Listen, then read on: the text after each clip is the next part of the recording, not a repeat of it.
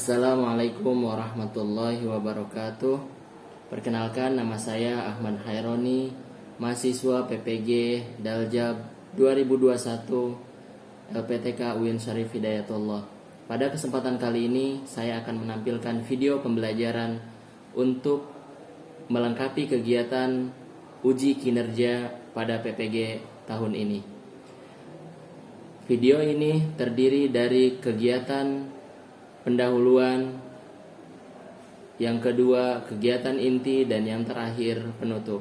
Video ini dilakukan bersama siswa dan siswi kelas 6 Madrasah Ibtidaiyah Nurul Bahri, dilakukan secara luring. Terima kasih. Assalamualaikum warahmatullahi wabarakatuh.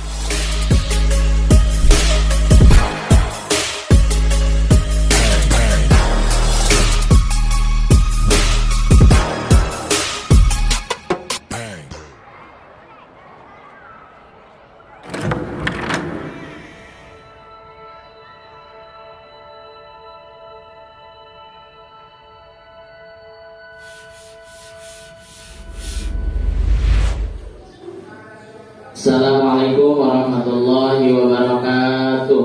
Waalaikumsalam warahmatullahi wabarakatuh. Gimana kabarnya hari ini semua? Baik. Alhamdulillah. Nah, oke. Untuk pertemuan kali ini berjumpa lagi dengan Bapak pada mata pelajaran Aqidah Akhlak kelas 6A di Madrasah Ibtidaiyah Nurul Bahri. Sebelum kita memulai pelajaran pada pagi hari ini, Ketua kelas tolong siapkan terlebih dahulu.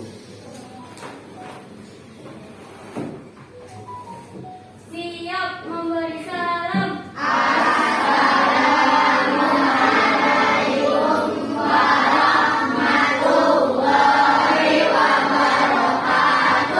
Waalaikumsalam warahmatullahi wabarakatuh.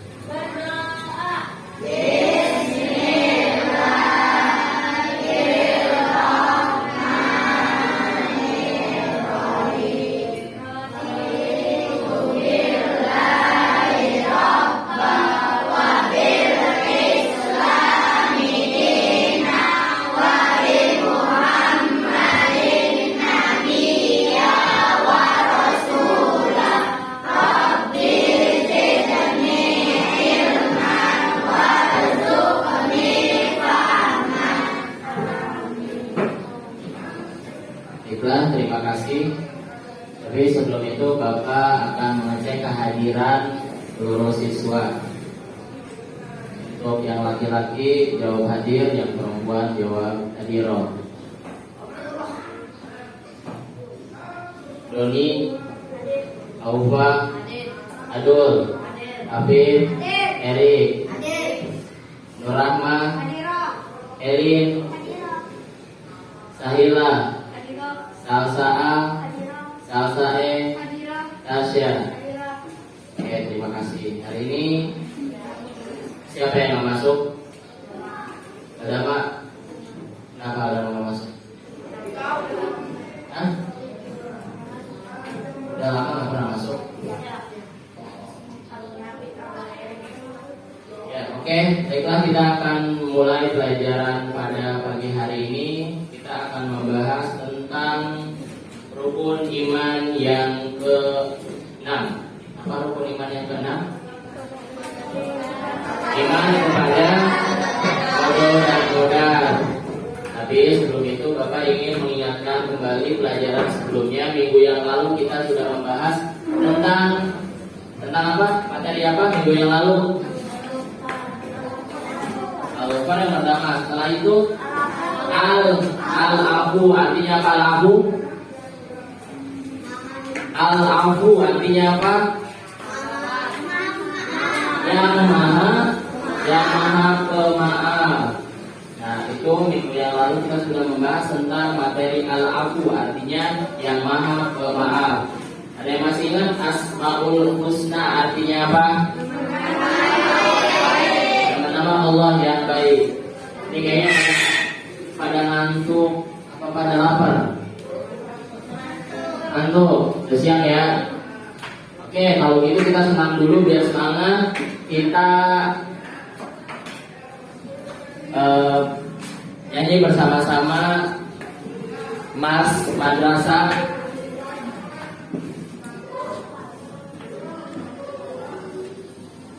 Hafalkan ya.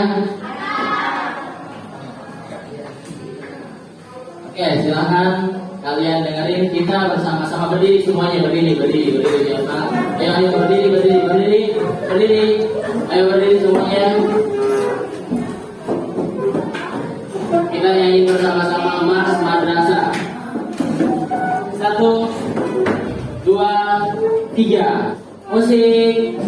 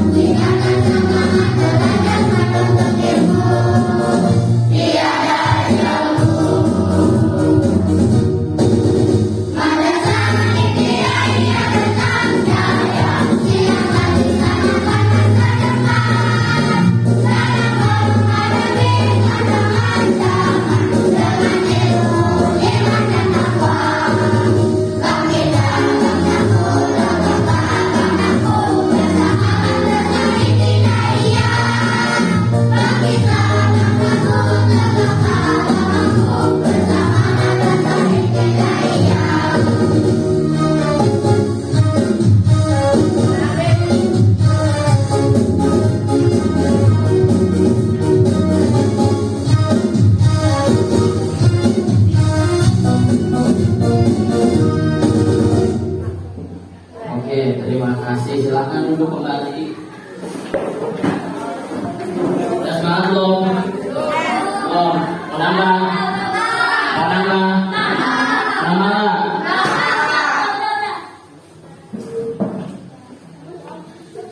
Ayo silakan dibuka halaman 25 bab 3. Iman kepada qada dan qadar Allah, atau disebut juga dengan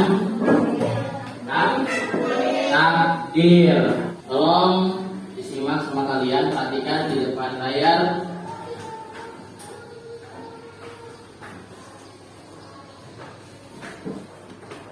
Kita hari ini akan membahas tentang iman kepada qada dan qadar Allah atau takdir. Beriman kepada qada dan qadar Allah berarti percaya kepada apa? Qada dan qadar yang telah ditentukan oleh Allah Subhanahu wa taala. Setiap muslim wajib beriman kepada qada dan qadar, karena iman kepada qada dan qadar termasuk rukun iman yang rukun iman ada berapa? 1, iman kepada Allah. 2, iman kepada 3,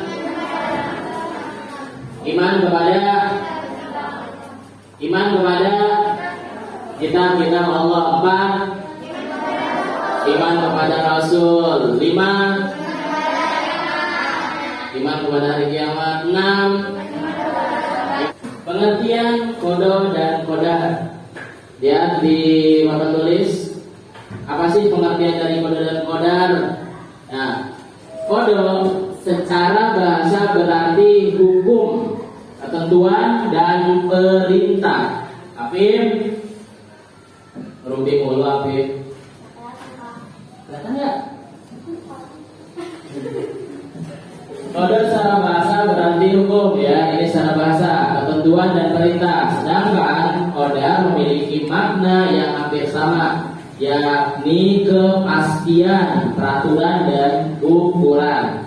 Qada memiliki pengertian sebagai ketentuan Allah Subhanahu wa ta'ala yang telah ditetapkan sejak zaman azali. Zaman azali itu zaman sebelum alam terbentuk, belum ada manusia, alam dunia ini belum dibentuk. Itu namanya zaman azali. Sedangkan pengertian qadar adalah ketentuan Allah yang sudah menjadi kenyataan. Next, nah ini dia pengertian zaman azali. Zaman azali adalah zaman sebelum diciptakannya segala sesuatu. Semua takdir makhluk telah dituliskan dalam kitab Allah yang disebut dengan Lauhul Mahfuz ya. Dijelaskan dalam Al-Quran dalam surat Al-Furqan ayat 2. Siapa yang mau bacain ya, halaman 26. Ada yang mau bacain? Ada yang mau bacain enggak? Salsa A, kalau bacain.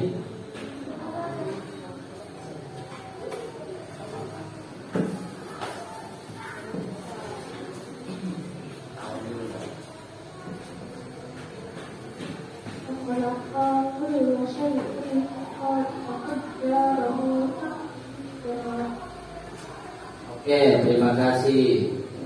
Ini yang menjelaskan tentang Allah menciptakan segala sesuatu dan menetapkan ukuran-ukurannya dengan serapi-rapinya. Nah, ayat Al-Furqan, surat Al-Furqan ayat 2, yaitu yang berbunyi A'udzubillahi minasyaitonirrajim, Bismillahirrahmanirrahim. Wa khalaqa kulla syai'in faqaddarahu taqdira. Jadi semua ketentuan Allah itu telah ditetapkan sebelum kita lahir, kapan kita mati, kapan kita meninggal, kapan kita sakit, itu telah ditentukan oleh Allah. Ya, selanjutnya contoh qada Allah. Yang pertama, ketetapan Allah Subhanahu wa ta'ala kapan laut harus pasang dan kapan laut harus surut. Allah telah menentukan kapan kayak kita setiap tahun itu terjadi banjir ya. Khususnya orang-orang yang tinggal di dekat pesisir laut, kita sering ngalamin hal itu setiap tahunnya. Kemudian yang kedua, ketetapan Allah Subhanahu wa ta'ala bahwa setiap makhluk pasti mati. Ada nggak yang nggak mati? Nggak ada. Pasti setiap makhluk mati. Tumbuhan aja bisa mati, apalagi manusia. Ya. Cuma pertanyaannya, apakah kita tahu kapan kita mati? Ada yang tahu ya, yang tahu itu cuma Allah. Yang ketiga, ketetapan Allah Subhanahu wa ta'ala bahwa matahari terbit pada siang hari serta bulan dan bintang tampak pada malam hari. Ada nggak siang bolong kita bisa lihat bintang? Kalian pernah nggak siang-siang begini jam 12 liatin bintang? Nggak ada, nggak kelihatan ya. Kenapa nggak kelihatan? Karena saatnya matahari yang nampak ya, jadi bintang nggak kelihatan. Kecuali kalau bulan timbul baru bintang juga ikut timbul. Nah, terus matahari terbitnya di sebelah mana? Matahari pertama kali terbit di sebelah mana? Di barat. Di barat siapa dong? Kalau matahari terbit dari barat itu tanda-tanda kiamat. Matahari itu terbit dari sebelah mana? Timur. Masa dari barat? Pengen cepet-cepet ya? Pengen cepet-cepet berakhir dunianya. Yang keempat adalah ketetapan Allah kapan seseorang akan lahir. Yang kelima adalah ketetapan Allah Subhanahu wa ta'ala untuk berjenis kelamin laki-laki atau perempuan. Nah, kita nggak bisa minta, nggak bisa request ya. Kamu lahir pengen jadi cowok, dia cewek misalnya, apa sih aku lahir jadi cowok, jadi cewek? Saya kan pengennya perempuan, pengennya cowok, nggak bisa ya, kita nggak bisa nentuin. Semua telah ditentukan oleh Allah. Kemudian selanjutnya adalah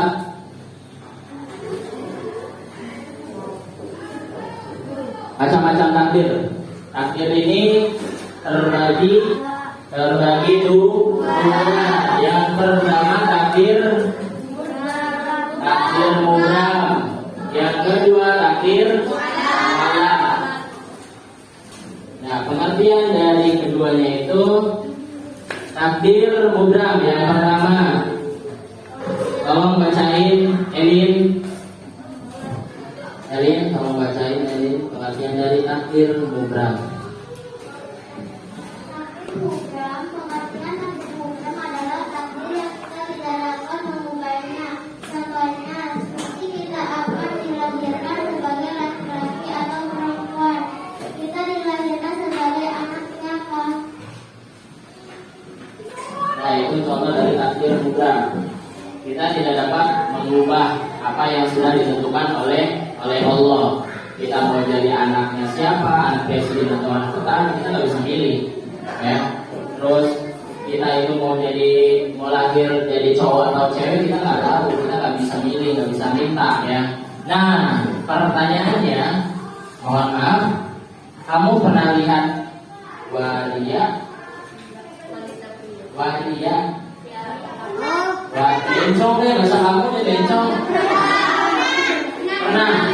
Nah, kalau begitu gimana tuh? Dia lahir dalam kondisi wujud fisiknya itu sebagai seorang laki-laki, tapi dia pengen jadi perempuan. Ayo gimana tuh? Menurut kalian, di mata kalian, ayo gimana? Hah? Orang yang tidak bersyukur, kita sudah dilahirin sebagai seorang laki-laki, tapi dia tidak menerima dengan kondisinya, sehingga dia memutuskan untuk beralih kepada perempuan atau transgender, ya. Kenapa menurut kalian gimana? Ngeliatnya gimana tuh? Cowok tapi kayak cewek. Terus kalian? Iya, suaranya kecil-kecilin, yang diputin-putin. Yang menurut kalian gimana ngeliatnya? Senang nggak begitu tuh? Terus menurut kalian itu salah satu dari kufur nikmat bukan? Iya, dia tidak bersyukur apa yang sudah diberikan oleh Allah, ya. Jangan ditiru. Apalagi yang cewek juga sebaliknya, ada kan? Yang cewek tiba-tiba berubah jadi tomboy, kayak cowok, ya. Ada di sini.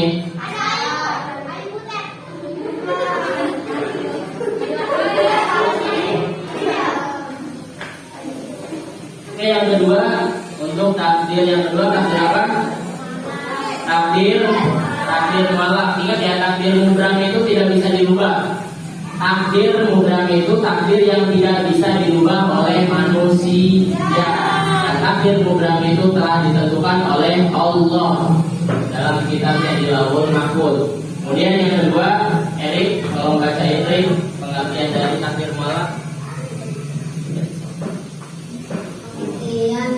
Takdir mualaf adalah takdir yang bisa berubah. Takdir ini adalah suatu proses kehidupan manusia.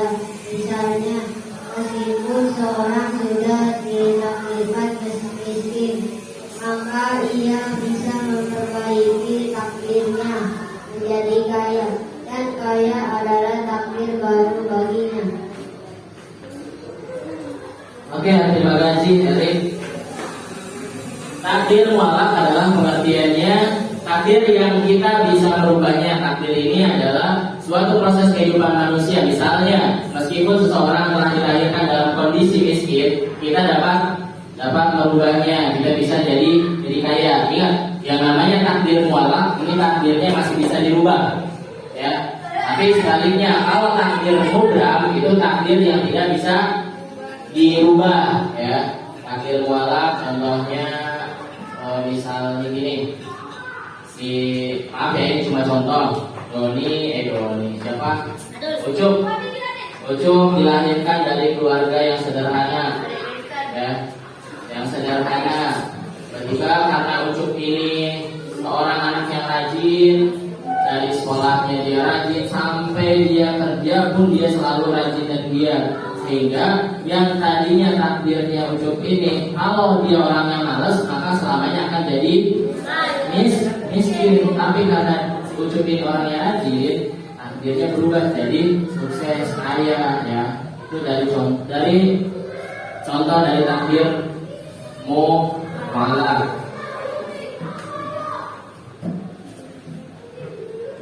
Selanjutnya, untuk memperbaiki takdir dapat dilakukan dengan beberapa cara. Yang pertama apa? Berusaha. Ya, yang tadi gua contohin. Kalau kita malas-malasan kita nggak bakal bisa sukses. Yang kedua, berdoa. Ya, selain kita berusaha, kita juga wajib untuk berdoa. Jangan cuma berusaha tapi nggak mau berdoa. Namanya sombong. Yang ketiga, bersedekah termasuk cara untuk memperbaiki takdir ya. Kenapa? Ada yang tahu? Manfaat dari bersedekah itu ya, kita ngomongin takdir. Misalnya Elin jalan-jalan ke Baiwong. Tahu Baiwong nggak? Tahu. Ya, tahu semua ya. Elin mau ke Baiwong. Ketika Elin di jalan melihat biasanya tuh ada yang minta sumbangan dana ya tengah jalan. Elin ini ditakdirkan nanti sebelum nyampe Baiwong dia akan jatuh dari motor, kecelakaan ya, sehingga bikin kakinya patah misalnya ya. Tapi karena Elin ini melihat orang yang di tengah jalan lagi minta sumbangan dana, Elin ngasih 1.000 di jalan itu. Tiba-tiba yang harusnya Elin itu jatuh, kakinya patah, Elin datang ke Baiwong dengan selamat. Dia cuma jatuh dari tangga aja kepleset, yang tidak menyebabkan luka yang serius. Nah, yang tadinya harusnya Elin itu jatuh dari motor, kakinya patah, takdirnya itu berubah. Akibat apa? Akibat dia bersedekah. Ya, dalam suatu hadis diriwayatkan, sedekah itu dapat menolak bala, dapat menolak segala macam bentuk bala atau musibah ya. Yang keempat, bersilaturahmi dan berbuat baik. Artinya kita sebagai umat muslim, sebagai orang Islam, kita diwajibkan untuk selalu bersilaturahmi. Jangan salah, kita bertamu ke rumah orang, kita sebagai tuan rumah jangan merasa direpotin ya. Jangan merasa apaan sih datang-datang dulu nih ke rumah. Ya, jangan merasa kamu direpotin kalau didatangin tamu. Justru kamu kalau sering-sering didatangin tamu, berarti kamu nambah dan bisa memperpanjang umur ya. Maka jangan lepas silaturahmi. Sekarang nih kamu sekarang udah kelas 6, nanti lulus. Kira-kira kalau udah lulus kamu bakalan masing-masing cuek-cuek aja.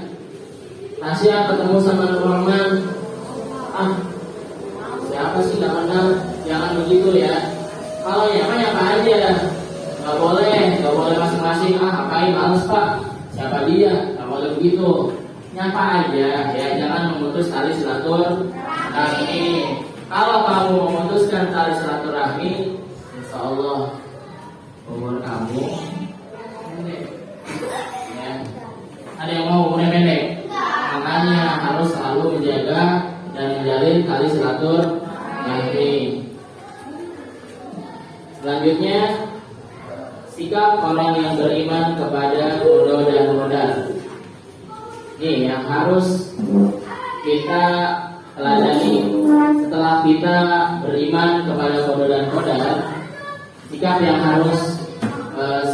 akan ditimbulkan dari orang yang sudah menerapkan rukun iman yang keenam. Yang pertama adalah bersabar atas takdir yang buruk dan bersyukur atas takdir yang baik. Kemudian yang kedua, memperoleh ketenangan jiwa. Yang ketiga, optimis dan giat bekerja. Yang keempat, tawakal atau pasrah atas segala ketentuan Allah. Yang kelima, tidak mudah putus asa. Ada istilah duit. Kamu tahu nggak duit? Duit apa duit? Duit. Duit itu uang. Duit tulisannya gimana? D-U-I-E. D artinya doa, U usaha, I ikhtiar, T tawakal. Nah, itu kalian jadi prinsip dalam hidup kalian. Kita itu harus dapat duit, ya. Duit itu bukan uang, ini singkatan. D-nya itu doa, U-nya usaha, I-nya ikhtiar, T-nya tawakal. Tawakal itu kita berserah diri. Setelah apa yang kita lakukan, kita serahkan kepada Allah. Jangan mentang-mentang akhir gue jadi orang miskin. Jangan ngapain usaha, ngapain kerja. Orang dari sebelumnya udah miskin aja. Ya, itu namanya orang yang putus asa. Ya, oke. Sekarang kita kuis biar nggak ngantuk. Silakan di sini masuk.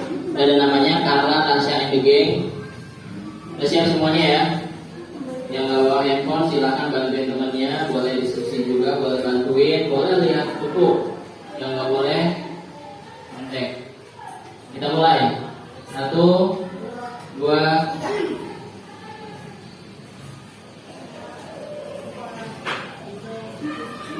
Kita lihat di layar siapa yang akan memimpin pada kuis kali ini. Ayo silakan dikerjakan.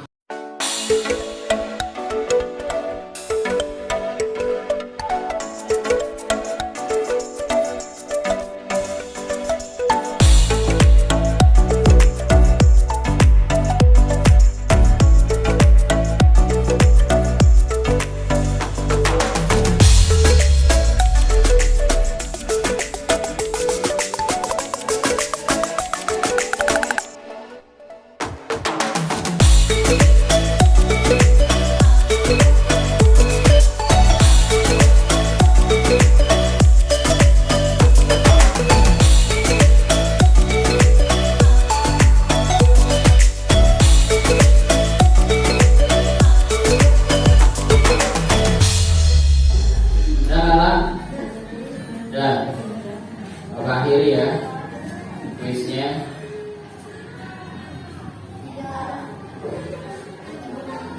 Posisi pertama diraih oleh Salsa A, kedua Salsa E, dan ketiga Asya. Itu untuk selingan aja, hiburan untuk kalian. Kita kembali lagi ke materi.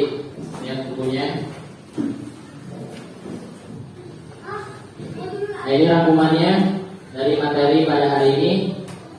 Qada adalah takdir atau ketentuan Allah Subhanahu wa taala yang telah ditetapkan sejak zaman azali. Dan yang kedua, qada adalah takdir atau ketentuan Allah yang telah menjadi kenyataan. Itu perbedaannya. Ingat, takdir Allah ada yang baik dan ada yang buruk. Kita harus menerima semua takdir Allah dengan ikhlas meskipun itu terlihat buruk. Allah Subhanahu wa taala akan menguji manusia dengan kebaikan dan keburukan. Bisa jadi keburukan yang kita terima akan menjadi kebaikan bagi diri kita.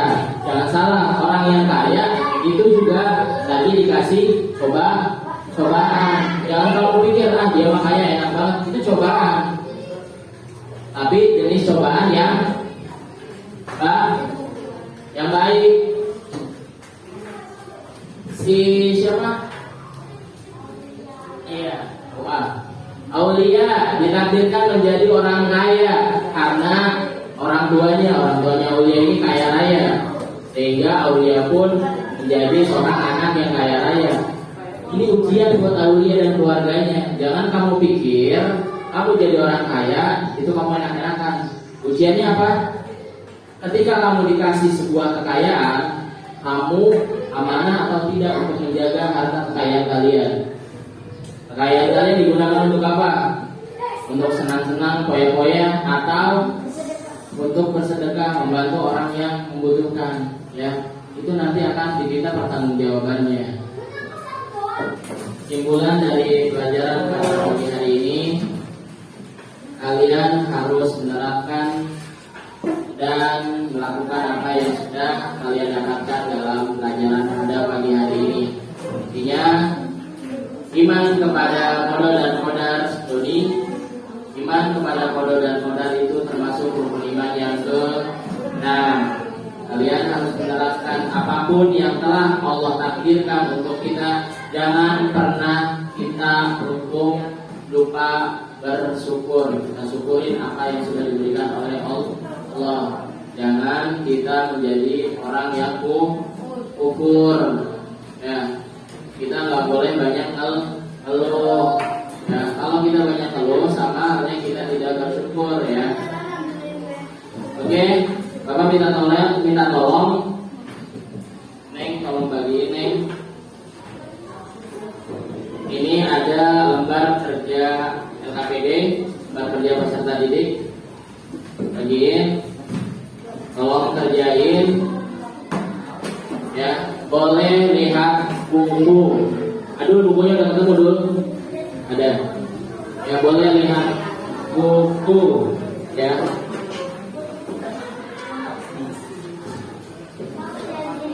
Hah? Ya, nanti semua bagian. Jangan lupa namanya tulis. Silakan lihat buku.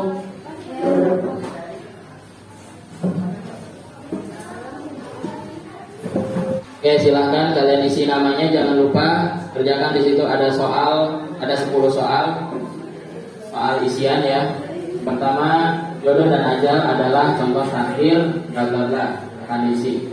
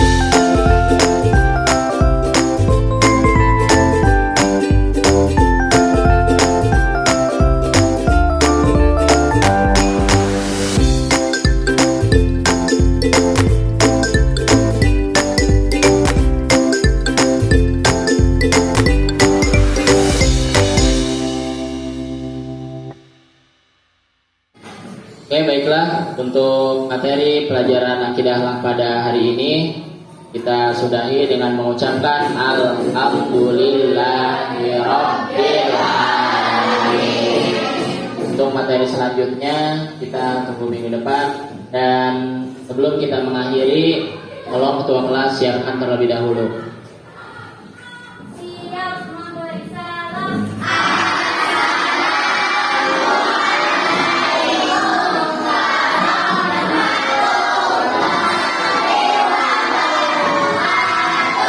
Waalaikumsalam warahmatullahi wabarakatuh.